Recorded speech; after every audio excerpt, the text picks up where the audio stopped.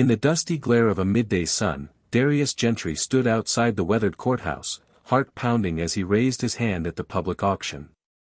25 cents, he called, his voice steady despite the knot in his gut. The crowd, mostly grizzled men with money in their pockets, stood silent, their eyes fixed on him. The auctioneer hesitated, gavel poised, as if waiting for someone to challenge the bid. The prize was a cabin on 12 acres of fertile land, complete with a well and a corral fit for 20 cattle. Sure, the roof needed patching, but for a quarter. It was the steal of a lifetime. Yet no one else bid. The silence stretched, heavy and unnatural. Going once, the auctioneer said, his tone flat, almost reluctant. Darius scanned the crowd, expecting envy or irritation, but instead, he saw something chilling, pity. Their gazes weren't on the cabin, they were on him, as if he'd just signed his own death warrant. An old woman, Willa Blaine, edged closer, clutching her shawl. "You don't want that place, son," she whispered, her voice urgent. "Trust me." Before Darius could ask why, the gavel cracked down.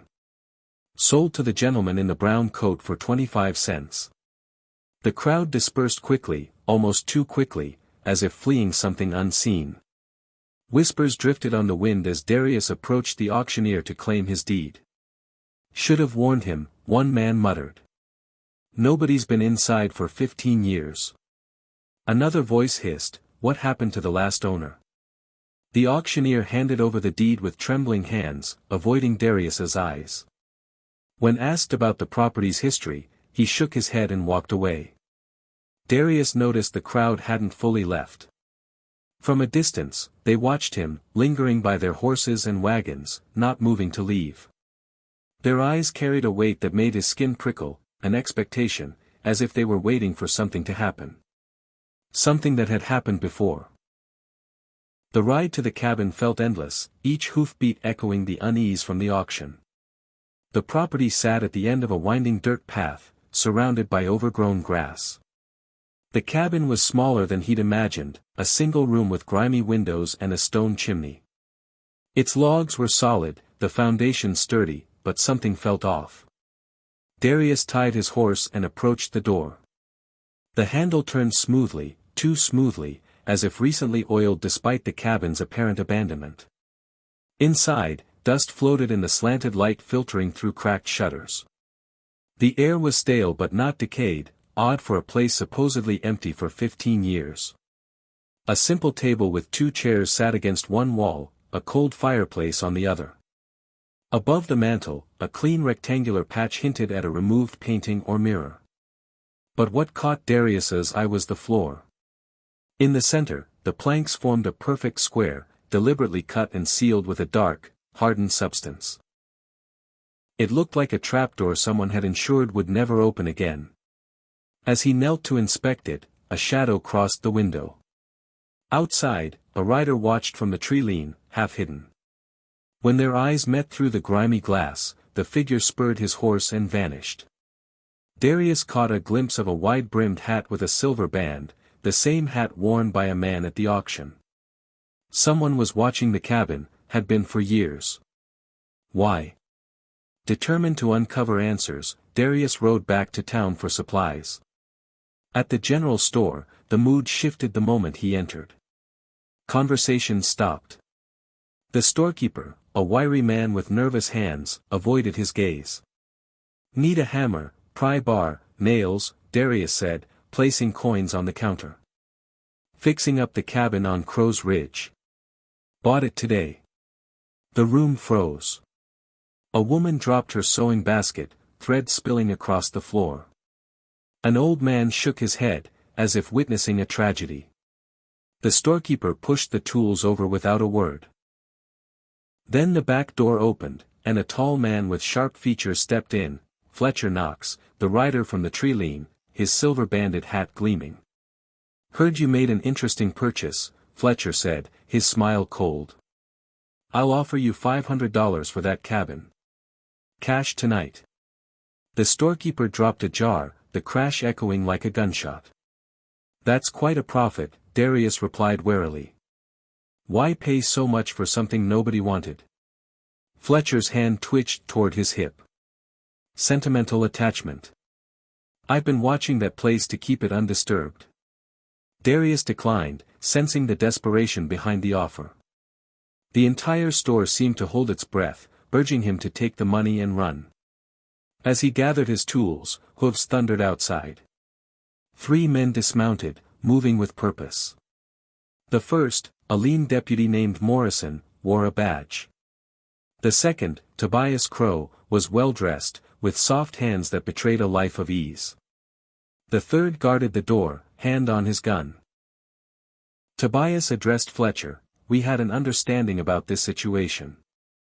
Fletcher's jaw tightened. "I offered him money. He refused." Tobias turned to Darius.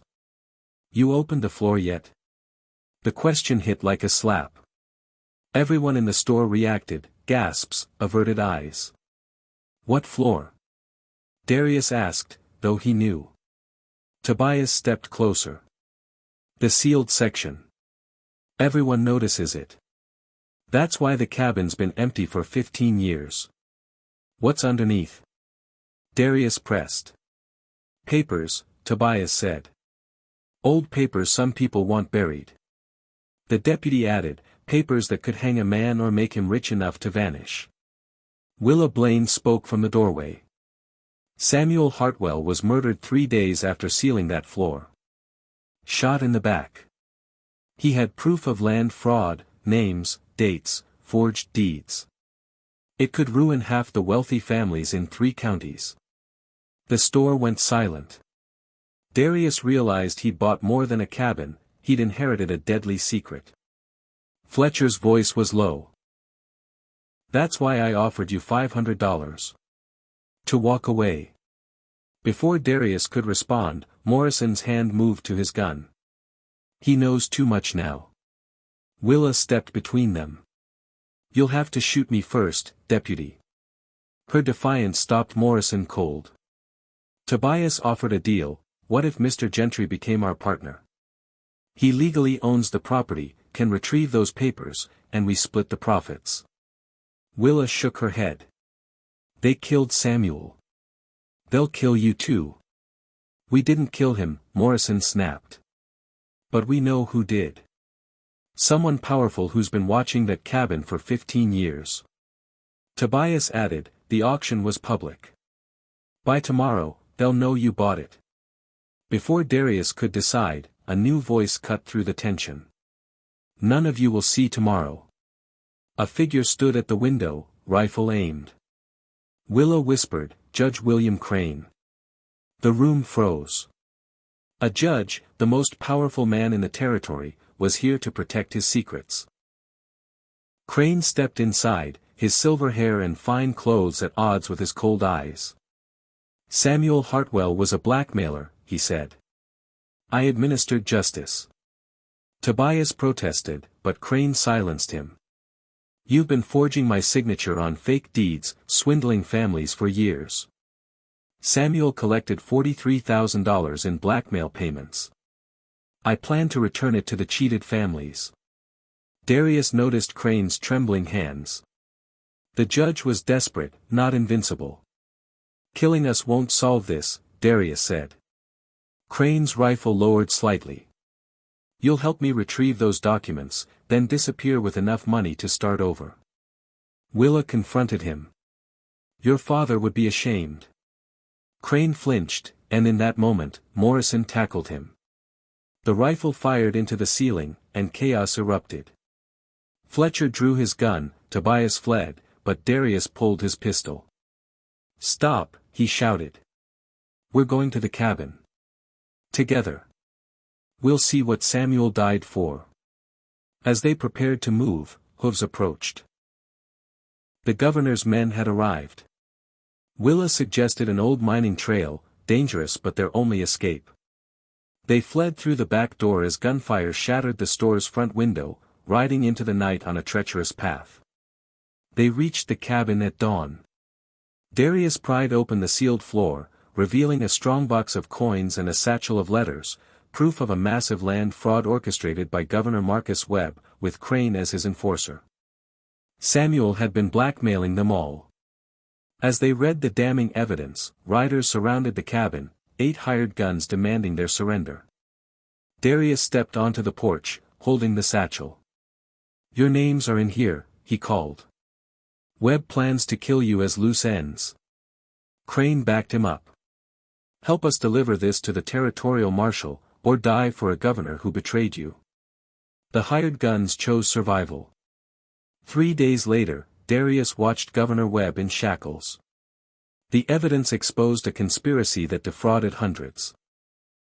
Crane, Fletcher, Morrison, and Tobias faced charges but cooperated for leniency. Willa received enough money to live comfortably. Darius kept the cabin, turning it into a thriving ranch. The 25-cent bid had been more than a bargain, it was a chance to become a man who stood for justice, dismantling a corrupt empire and honoring Samuel Hartwell's sacrifice.